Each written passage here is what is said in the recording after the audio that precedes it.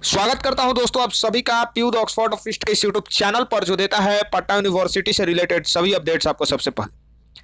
आप सभी को मालूम है कि बीए का जो 7 कट ऑफ लिस्ट है वो निकल करके सामने आ गया हो और अब आप सभी लोगों को टेंशन हो रही होगी कि भाई अब मेरिट लिस्ट में तो नाम आ गया है लेकिन सब्जेक्ट कौन सा मिलेगा। पहले जिनका भी नाम आया है आप सभी को बहुत बहुत शुभकामनाएं। आप उन भाग्यशाली लोगों में हैं जिनको पटना यूनिवर्सिटी में पढ़ने का मौका मिल रहा है और जिनका नाम नहीं आया है वो भी इंतजार करें और जो अगला कट ऑफ निकल करके सामने आएगा उसमें हो सके कि उनका सिलेक्शन हो जाए। चलिए सीधे बात करेंगे कि किस कैटेगरी में और किस सब्जेक्ट में कितनी सीटें बची हुई हैं। इस वीडियो में बात करेंगे पटना कॉलेज के बारे में। आगे की 2 वीडियो जाएंगी जो होंगी बीएन और एमएमसी के बारे में। सीधे चलते हैं, देखते हैं सीट बाइफर्केशन तो बनता है। बहुत मेहनत कर रहे हैं और इस वीडियो को बनाने में और आपसे 1 लाइक की उम्मीद करते हैं। 1 लाइक आप लोग कर दीजिए और फिर वीडियो को अंत तक देखिए। एकदम जितना भी कंफ्यूजन है, जितना भी डाउट है ना, सब क्लियर हो जाएगा। यहाँ पर देखिए सबसे पहले आपको लोगों को दिख रहा होगा, बड़ा कर देते हैं। 600 सीट है पटना कॉलेज में, देख रहे हैं। टोटल सीट कितना है? 600 सीट है बीए का। और ये जो 600 सीट है इसमें से अब पॉलिटिकल साइंस में 65 सीट है, ठीक है।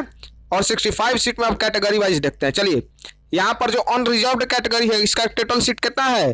26 सीट है, 26 सीट है। और 2600 सीट पर एडमिशन हो गया। एक भी सीट अब वैकेंट नहीं है। तो पटना कॉलेज में पॉलिटिकल साइंस में अब एक भी सीट अनरिजर्व्ड कैटेगरी का वैकेंट नहीं है।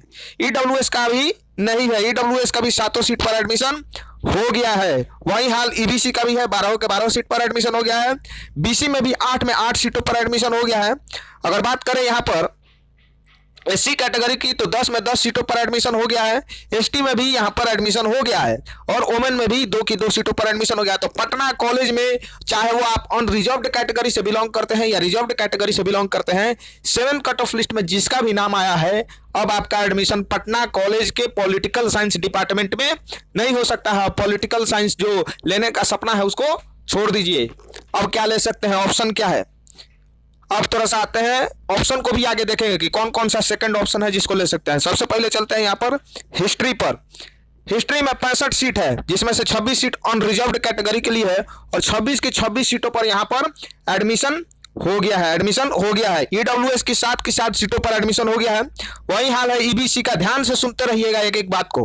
12 की 12 सीटों पर एडमिशन हो चुका है। बीसी में 8 में 9 सीट पर एडमिशन हो गया। एक एक्स्ट्रा एडमिशन हुआ है।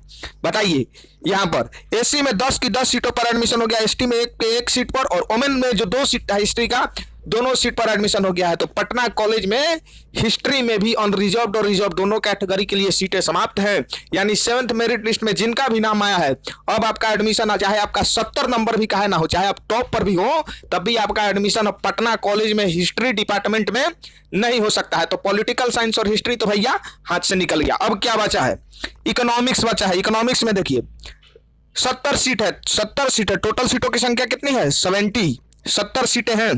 और ये जो 70 सीटें हैं इनमें से 28 जो सीटें हैं अनरिजर्व्ड कैटेगरी की, 2800 पर एडमिशन हो गया। ऐसा लग रहा है भैया कि अनरिजर्व्ड के लिए सीट अब नहीं बचा है, लेकिन बचा है। किस किस सब्जेक्ट में बचा है वो आपको आगे पता चलेगा। टॉप सब्जेक्ट्स में अब सीट नहीं बचा है। रिजर्व्ड अनरिजर्व्ड की तो बातें आप छोड़ दीजिए, रिजर्व्ड कैटेगरी के लिए नहीं बचा है। यहाँ पर ईडब्ल्यूएस का 7 में 7 सीट पर एडमिशन हो गया है इकोनॉमिक्स में। ईबीसी की 13 की 13 सीटों पर एडमिशन हो गया है। बीसी की 8 सीटों पर एडमिशन हो गया है। लेकिन यहाँ पर जो एससी कैटेगरी के छात्र हैं, जो शेड्यूल कास्ट कैटेगरी के छात्र हैं, आपके लिए यहाँ पर 6 सीटें अभी भी वैकेंट है इकोनॉमिक्स में। किसमें? पटना कॉलेज में। भाग खुल गया है। यहाँ पर जो भी एससी कैटेगरी के छात्र हैं आपके लिए कितनी सीटें? 6 सीटें बची हुई हैं इकोनॉमिक्स में। ध्यान रखिएगा, जिनका भी नाम शुरू में है और एडमिशन लेने आ रहे हैं 14 तारीख को, इकोनॉमिक्स में कितनी सीटें खाली है? 6 सीटें खाली है। तैयार रहिएगा। SC T category, ST category में आते हैं। यहाँ पर इकोनॉमिक्स में सीट नहीं बचा है, खत्म हो गया। लेकिन जो ओमेन है उसमें इकोनॉमिक्स का 1 सीट बचा हुआ है। 1 सीट बचा हुआ है, ध्यान रखिएगा। अब इकोनॉमिक्स के बाद आते हैं यहाँ पर किस में? सोशियोलॉजी पर। सोशियोलॉजी पर बहुत लोग सोच रहे होंगे कि सोशियोलॉजी ले लेंगे, नहीं मिलेगा अनरिजर्व्ड से है। तो 20 के 20 सीट पर एडमिशन हो गया है।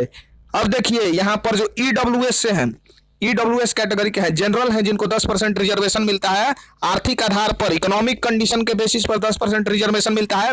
आपके लिए सोशियोलॉजी में 5 की 5 सीटें पटना कॉलेज में खाली है, 5 की 5 सीटें पटना कॉलेज में खाली है सोशियोलॉजी में ईडब्ल्यूएस के लिए। लेकिन वहीं अगर बात करें यहाँ पर देख लीजिए किसके लिए, तो ईबीसी के लिए 9 के 9 सीट पर एडमिशन हो गया है, 1 सीट नहीं बचा है ईबीसी के लिए पटना कॉलेज में सोशियोलॉजी में भैया। अब देखिए यहाँ पर वैकेंट एक भी सीट नहीं है। बीसी के लिए 6 की 6 सीटों पर एडमिशन हो गया है सोशियोलॉजी में।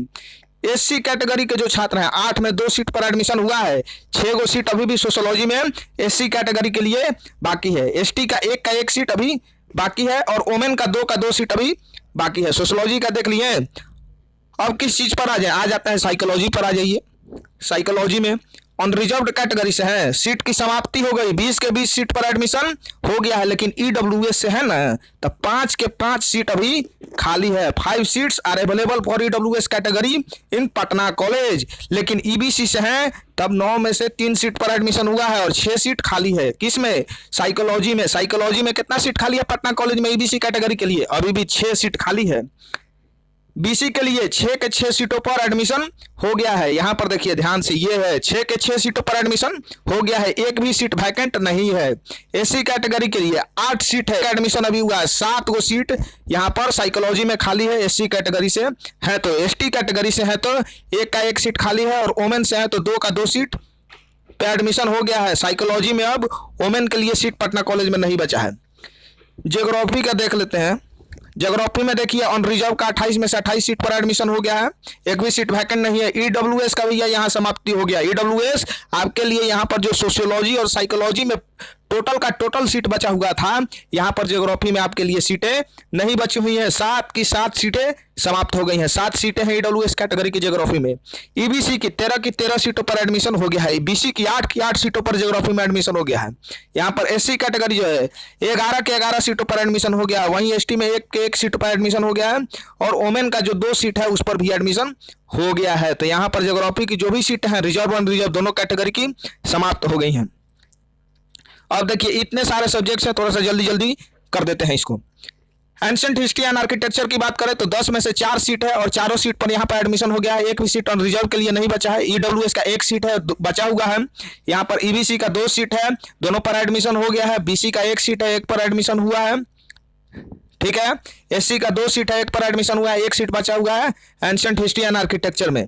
चलिए मैथमेटिक्स का बात करें, 10 टोटल सीट की संख्या है 25, 10 गो सीट अनरिजर्व का जिसमें से 5 गो पर एडमिशन हो गया, 5 गो वैकेंट है। ईडब्ल्यूएस का 3 सीट है, तीनों वैकेंट है मैथमेटिक्स में। ईबीसी का 5 सीट है, 5 वैकेंट है, ठीक है। बीसी का 3 सीट है, तीनों पर एडमिशन हो गया है मैथमेटिक्स में।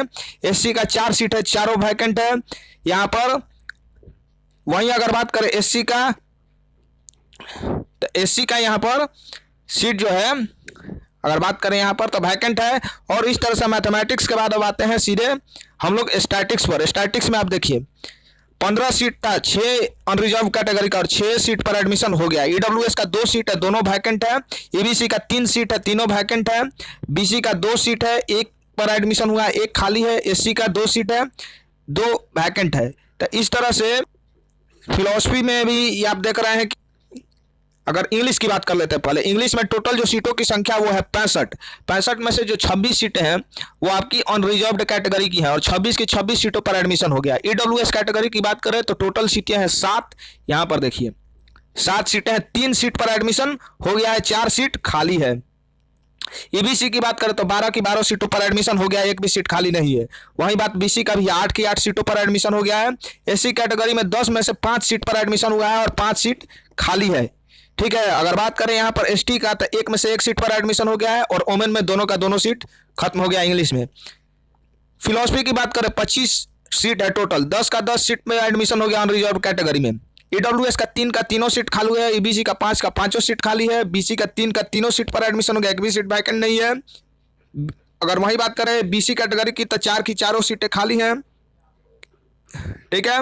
एससी कैटेगरी की मैंने बताया कि, ठीक है। तो इस तरह की जो है वो सब्जेक्ट्स आप देख सकते हो वेबसाइट पे जा करके एक बार सीट बाइफर्केशन बाकी के जो सब्जेक्ट्स हैं उन सभी का, और उसके बेसिस पर आप जज कर सकते हो कि आपको जो है वो कौन सा सब्जेक्ट लेना है। जहां तक मैं एनालाइज कर पा रहा हूं, जो अनरिजर्व कैटेगरी की सीटें हैं पटना कॉलेज में वो लगभग समाप्त हो गई हैं। अब ये सीटें किस किस सब्जेक्ट में बची है?